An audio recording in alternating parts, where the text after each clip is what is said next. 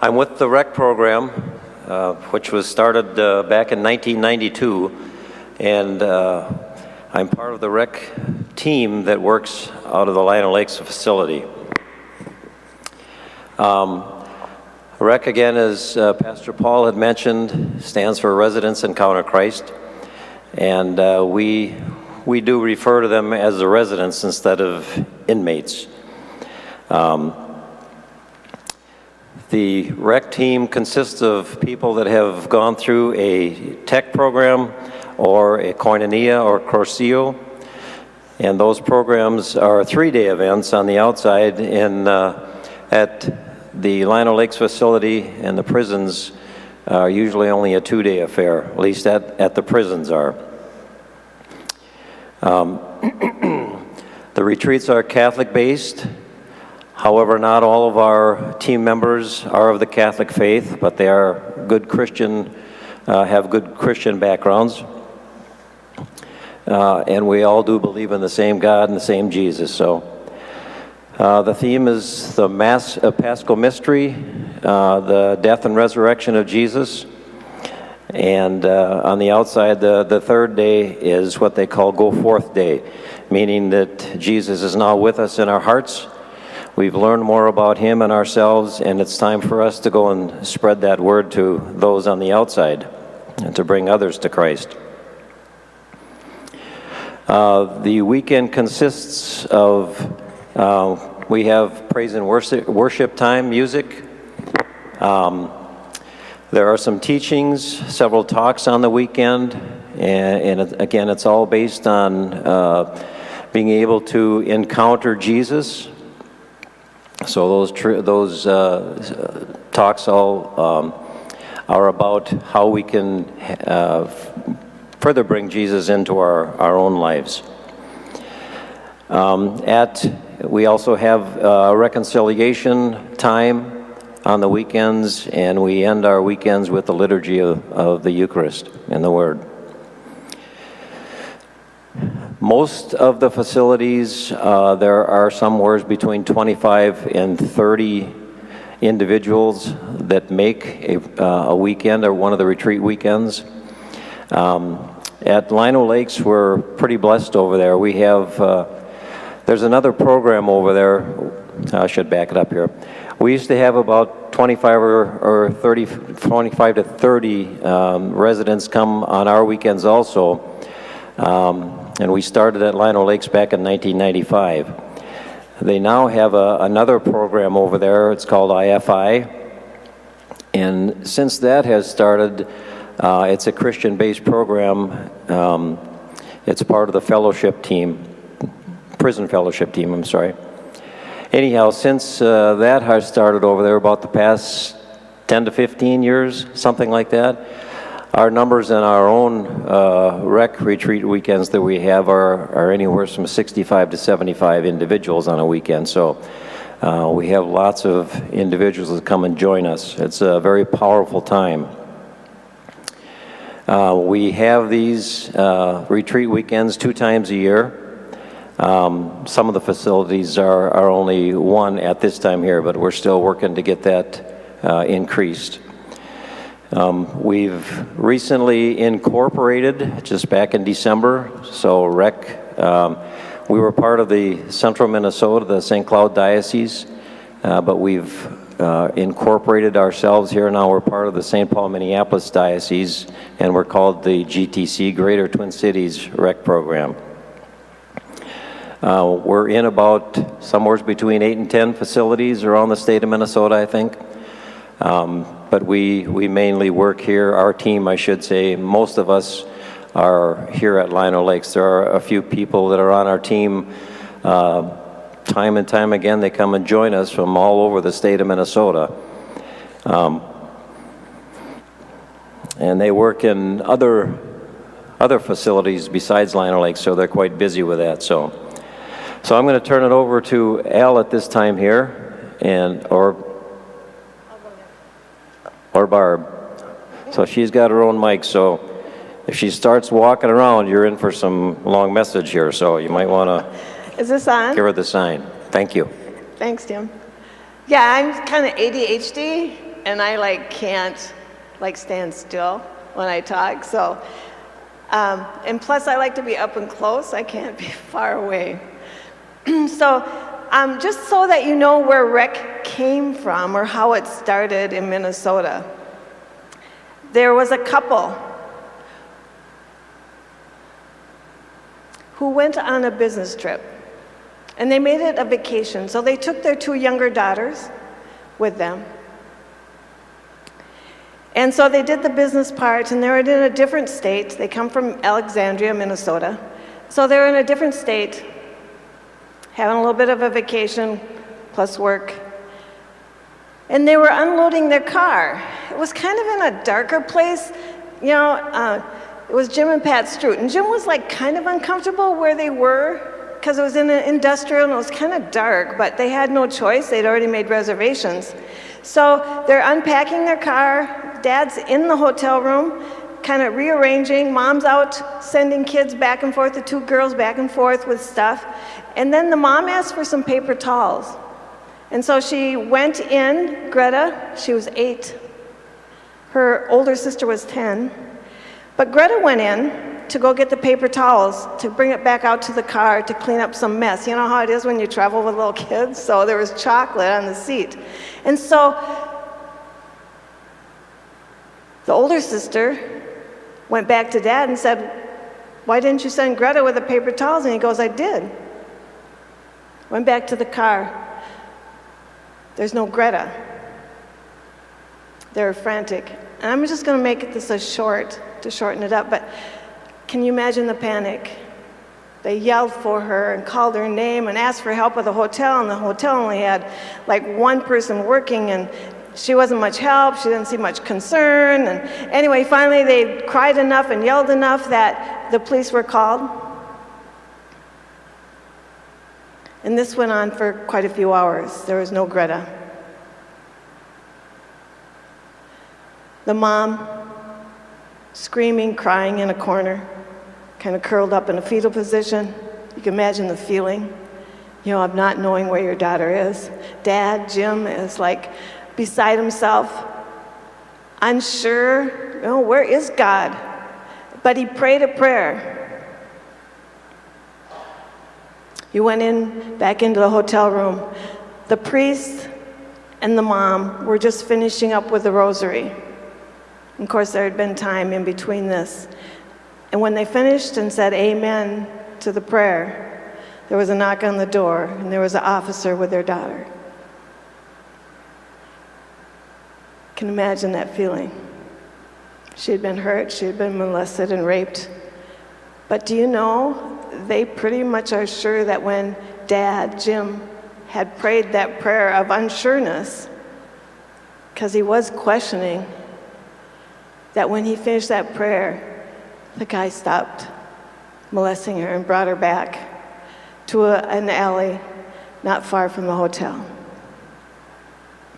So you can imagine the turmoil of this family and what they felt and what the daughter felt and what the older sister, who was only 10, felt too, kind of feeling responsible, and what that felt like. And the anger that they felt. Unbelievable. And the dad says to this day, he said he was out searching for this man for several months, and he said it's a good thing the authorities found him, because he would have killed him. It would have been bad for him, for the person who did this, and it would have been bad for Jim, because he would have ended up incarcerated. The authorities found him. Well, anyway, this family tries to get their life back together. And you can imagine how hard that is, especially with that anger. So trying to put it back together. So in this time, some people from South Dakota who have been doing recs there for a long time in the prison called them and said, "Come and do a retreat, this rec." And they're like, "Are you kidding me? They deserve nothing." But for whatever reason, they kept calling them. Finally, they just kind of gave in and said, "Okay, we're going to do this, and we'll show you they deserve nothing." So they went on this rec retreat. There in Sioux Falls, it's 3 days.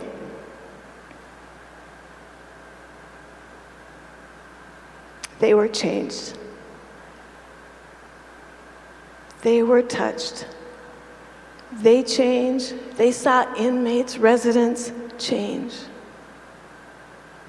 They saw hearts turn, because they're in Sioux Falls. It's pretty much like an old-time prison that you see in the movies. It's pretty scary.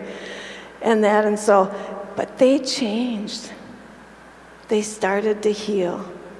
The forgiveness started.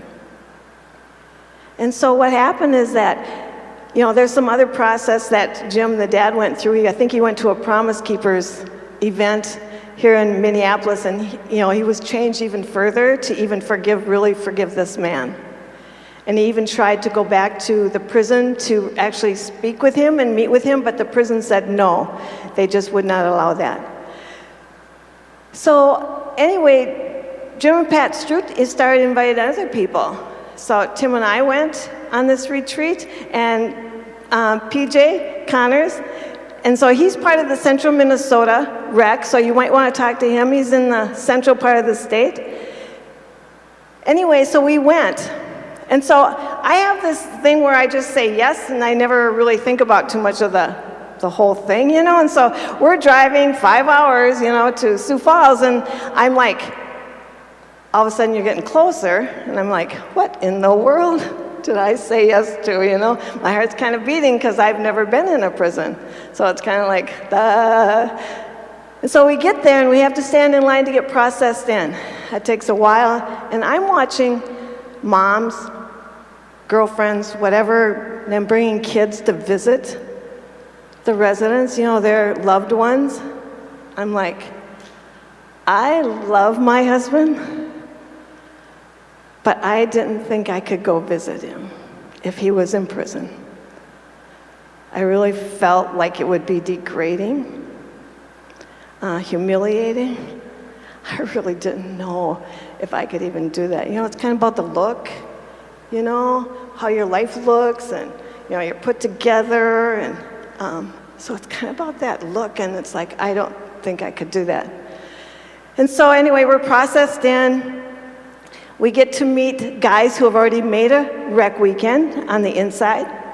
And so I'm sitting down, and one comes and sits by me and says, how do you like sitting next to a murderer? And I'm like, inside, and my heart's just beating so fast, but evidently I didn't look too shaken up, and it was fine. And on this retreat, women are on the outside most of the time, but we just come in for the retreat for significant parts of the retreat, if that makes sense. So we'd, come, and then we'd go, and we'd come. I noticed every time that I would come back that I changed. That I changed. That my heart was open. I would see these men. They're no different than you and I. They're messed up. They've done some bad things, really bad things. But there is no difference. And I just changed. My heart changed as I watched them change. One man said he hadn't been to confession for like 35 years.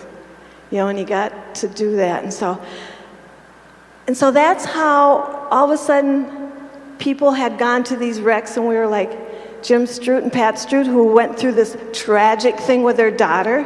Through tragedy comes goodness, and rec started in Minnesota because of them, and a few of us who started with them. And so that's how rec started, through tragedy. And how when God changes our heart through that tragedy, how goodness can come. And so that's really how rec came about. And so for the last 24 years, 25 years that we've been, when this started, and it just keeps continuing and slowly growing as God keeps opening doors. Al, you want it? I'm Al Karen, and like John, I came from a fertile Catholic family of 13, and I would have never expected myself to be in prison ministry back in those days, growing up on a farm.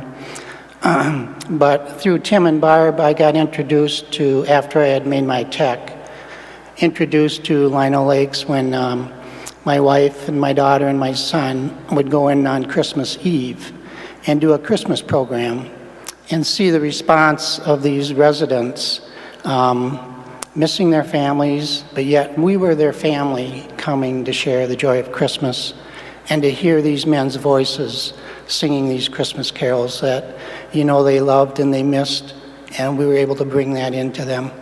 And that was probably 20 years ago when that started. And eventually then I did my first rec on number 13 in Lino Lakes, and then started again in Lino Lakes 31, and I've done them for the last 8 years.